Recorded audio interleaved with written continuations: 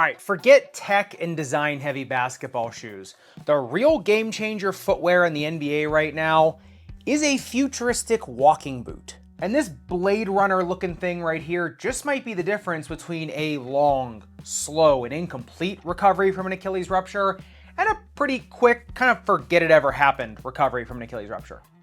This thing is nuts. Let's get into it. All right, so we all know about the Achilles rupture epidemic that's going on in the NBA and a lot of professional sports right now, but it's the recovery that's the real fascinating part to me, because you are starting to see people come back sooner and sooner and sooner, and people come back sooner than others when their injuries were at around the same time. Now, before we get into the insanity that is this boot, you're gonna have to contrast it with a regular boot. And these ones are just fine. They're just routine run-of-the-mill walking boots. They have a slight little rocker on the bottom of it, goes right up to the calf muscles to knock out all those muscles. The difference between this thing and this contraption all comes down to what is underneath versus what is on top. Now, this boot is really only good for Achilles ruptures. I mean, you can use it for other things, but it's more designed for Achilles ruptures. Now, the first thing you'll notice is the giant rocker on the bottom of it and the different rockers you can use with these. This is the biggest, I'd say, game changer in this boot. There's a bunch of things on it that really are pretty intuitive and genius in a way, but this is the one I kind of want to, really draw your attention to. If you notice, it starts off with a big wedge, and then as you recover, you can actually take it off and start stepping down into the smaller wedges.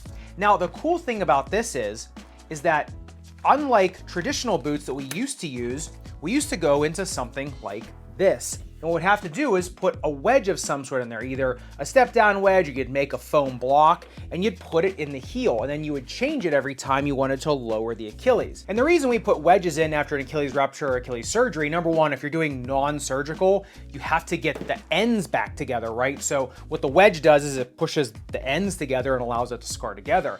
After an Achilles rupture surgery, you don't want to be putting too much tension on the repair. So you kind of lift the heel up artificially, right? So the tendon is on a little bit of slack. And then what you do is, through therapy and through recovery, you start to stretch the tendon out again afterwards. Now, the thing is, you notice the bottom of this boot is still kind of flat, right? There's a little bit of a rocker here, but not much. What happens is you put this wedge in here, but the bottom of the boot is still relatively flat. So when the boot comes down on the ground, you're still getting that abnormal shock transfer through the boot. I mean, it's a lot better than not being in the boot, but you're still fighting the flat ground, even if you are wedged up in the boot like this. Versus on the Vacoped boots, which I'm not sponsored by them. I have no affiliate. I've actually never taught, I don't even think I've talked to a rep on these. I just ordered them through a company.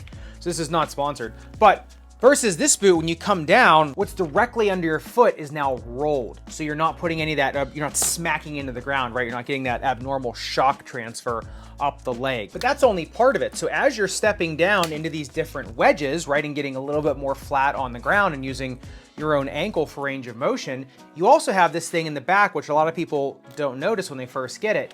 And this here is what's allowing the motion in your actual ankle. So you have the ground mechanics and now the ankle mechanics. And what you can do is you take this little key and you can allow as little or as much motion as you want. So you can now take this, push it up, and then take this one here and push it down. Now this is at about a 1, right? No, actually this is at a 2. Push this up. It's kind of hard to get it all. There you go. So what this does is it doesn't allow any motion. So only the motion that's allowed by the rocker is what's going on now. So this is kind of like right at the beginning of recovery. You probably got a big wedge on this. It's not gonna move now. There's no stretching of the tendon allowed. There's no axial movement allowed that's gonna put any force through your repair or through your recently ruptured tendon that you are recovering without surgery with. Now, what you can do is you can then take this key and move these down. So now you've got a little bit of ankle motion available, a little bit of axial motion. And as you keep going down your recovery, let's say you're almost back to shoes, you can take this thing all the way to a 3, and now you've got all the ankle motion you want, but you're still in a rocker. The boot is now still knocking out most of the calf musculature. And so you're getting a really large ankle range of motion, but it's protected. It's not allowing you to go past a certain point. And that is such a game changer for the later stages of your recovery, because now you're getting all the benefits of early active range of motion, early active weight bearing, but you're not putting your body at risk like you would be just in either one of these boots and just going out of it for a little bit, or a brace, or any of those other things, you're still completely protected and not allowed to go past a certain point, but you're allowed to go all the way up to that point, and that's where the recovery is getting so much quicker. Yes, they're getting injections of stem cells and PRP and all that other stuff, and fantastic physical therapists, the best doctors and trainers in the world, but knowing that you can put someone in there and allowing them to go to a certain range of motion, and knowing that they can't get past it, knowing they can't ruin that repair or ruin that recovery up to that certain point, just allows you to get so much more work done in that recovery process and get your body back so much quicker.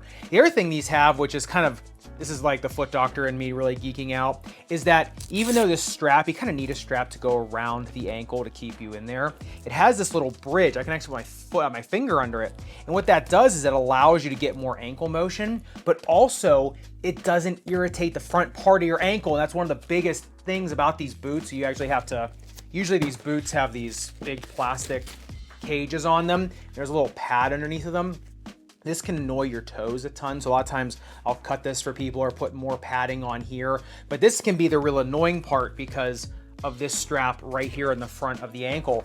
Whereas in this one, it's actually off the ankle, so it's a little bit more comfortable. It also has this nice washcloth material on the inside of it, so you can actually wash it versus this stuff, which just gets so ratty. It's also a little bit more durable, like a wash rag you've had in your house for, how long. It also does have a pump too. It goes right in the front part of it. It's the same technology as on the Reebok pump. Who came up with it first?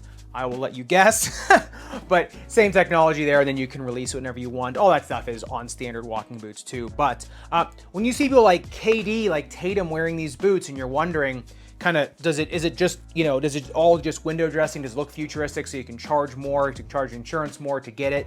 No, in this case, there is some actual real revolutionary technology in these to get people back from Achilles ruptures a lot quicker. And even people with like really high grade Achilles tendonitis that need to be in a boot, honestly, could also benefit from this, because you can start getting into a recovery protocol in these a lot easier versus a straight boot. And like I said, it's the shock factor too. When you come down, everything's moving here. When you come down and this clunks down on the ground versus this one that rolls so much easier, even with the smaller wedge, it's rolling a lot easier. That's, like I said, that's the game changer, is making the ground underneath of you roll versus trying just to fight the flat ground.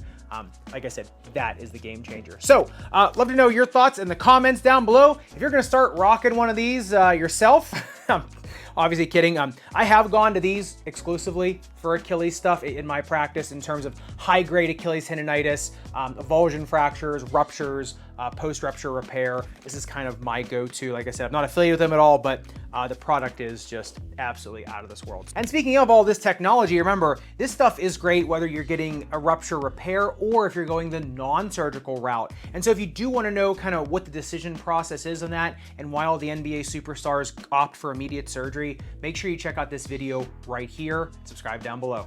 I'll see you in the next video.